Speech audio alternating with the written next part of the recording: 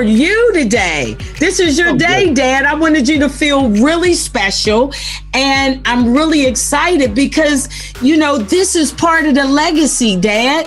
I'm about to get you on camera right now, and the world is going to see this episode, and they're going to know how much you're loved, appreciated, and especially how cool our relationship is. So what you doing today? Oh, nothing. I'm just sitting around really watching a little basketball. That's all. What you say, basketball? Yeah, I know. I love basketball too. You know that. I mean, we got separate teams, because you be flaking a little bit. You don't want to watch the game all the way through. No. I don't have the nerve that I used to have. Yeah. Well, so what is it about not being able to watch the games all the way through? Is your nerves bad now? What's up? Yeah, well, I don't want to wish no bad luck on nobody. I might make a comment, might they throw an interception or make them miss a basket, So you rather turn away from the controversy and all the mayhem, huh? Yeah, once it's over. Yeah, that's the best way. Then you can. Later. What'd you say? I come back and talk about it later. Yeah, come back for the victory dance later. Yeah. Well, I wanted to start off because, you got your Steeler gear on and I got my Pittsburgh gear on, and just let this audience know, why do we rep Pittsburgh, Pennsylvania, black and yellow so hard, Dad? Let them know why we just rock this black and yellow like it's everything. Well, for me, it's just in me, that's where I started out. It's a little kid, a youngster, born and raised right there. Right. And that's the seventh state of the Commonwealth, Pennsylvania is, for those of you that don't know.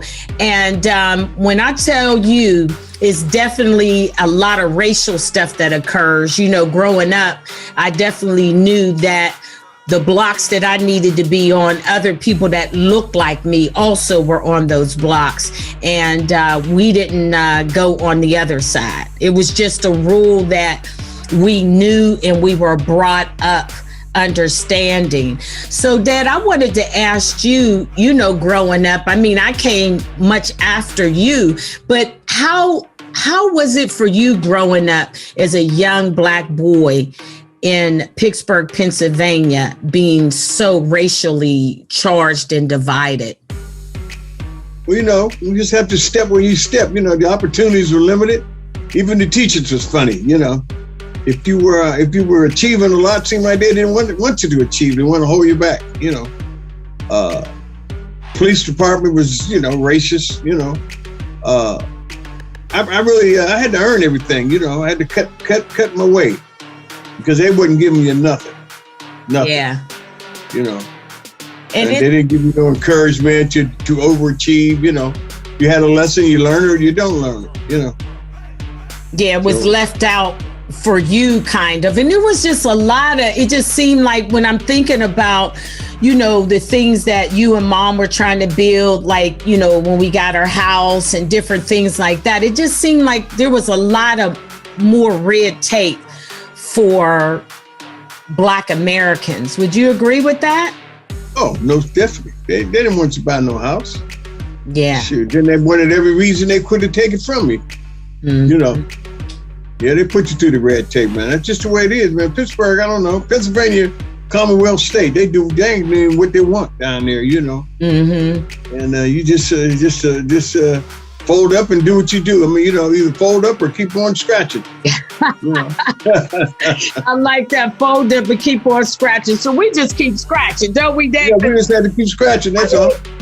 What else can you do, But I just remember it just being so blatantly, racial on every level, I remember when you were starting your own trucking business and how you had to, lobby with different groups and things like that. When I say groups, I'm talking about white groups or Italian groups or, in order to help you move your business forward. How was that? That was rough. You had a lot of competition. You had white competition. Mm-hmm. You know, trucking business was a big thing, and when I was coming through. You know, matter of fact, I was in the commercial refuse business. Okay. You know, hauling rubbish to different establishments, which mostly all were white. Mm-hmm. You know, and you know, like they said that, you know, as long as you do your job, you know, you'll be okay. I mean, but if you wanted to go any further, you have to be special or have 2-3 people in your corner. You know, and I've always seemed to be able to I've had a lot of good friends in Pittsburgh, white friends, some. You know, Italian friends, a lot of great Italians that love me in Pittsburgh. Yeah. You know, they kind of pushed me through it, you know, because when you get disheartened, you know, you need somebody to talk to. Yeah. And they had definitely. it all. They had the power, they had the money, they had the government, they had the police, you know. So I seemed to be able to make it through. You know, it wasn't that bad. Right, you know? right. And when you say it wasn't that bad, Dad, I want to jump to like currently what we're going through. You know, a lot of the young Black men out there, you know, I mean, the young Black Americans out there, especially the males, I mean, they're getting shot like every 5 minutes. I mean, what do you think the difference is then when you were coming up versus now with these new situations that our Black males have to deal with today? Well, you know, I blame it on the Republicans. I blame Donald Trump. Right. And you know what? He's still knocking on the door, man. He's still. He let the cat out of the bag. It was always there, but he just said, hey, I'm going to let it out. Let it, whatever may fall, let it fall. Yeah. You know, now they you know, they had us under their thumb. Now they want to put us under their feet. Yeah. If they had their way, they would, you know. Yeah. We have to have, there's a lot of good white people in the world, I will say. Mm-hmm. I've had friends that really stuck with me in business and in the hard times when I needed something, you know. Yeah. I have a few that I can go to stuck their neck out.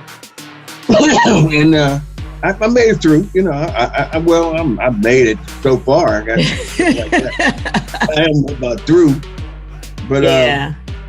But you was able to craft a life out of it, you know, and that's what I'm saying. It's so different now with the young Black men. It's like, you know, in order for them to craft a life out for themselves, it just comes so highly tied with violence and being just hunted by so many different levels of government and police brutality. I mean, I'm not blaming it all on society, Dad, but geez, it's really a tough road that these new guys, you know, got to go through, and it's just really hard, you know. Yeah, our youngsters today, they're in pretty.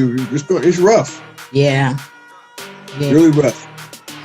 And, you know, it's when you're talking about really rough and it being really rough for the young men today.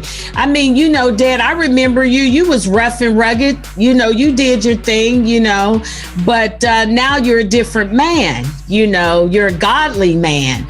And I just wanted to say, you know, I'm just so proud of that transition that you made.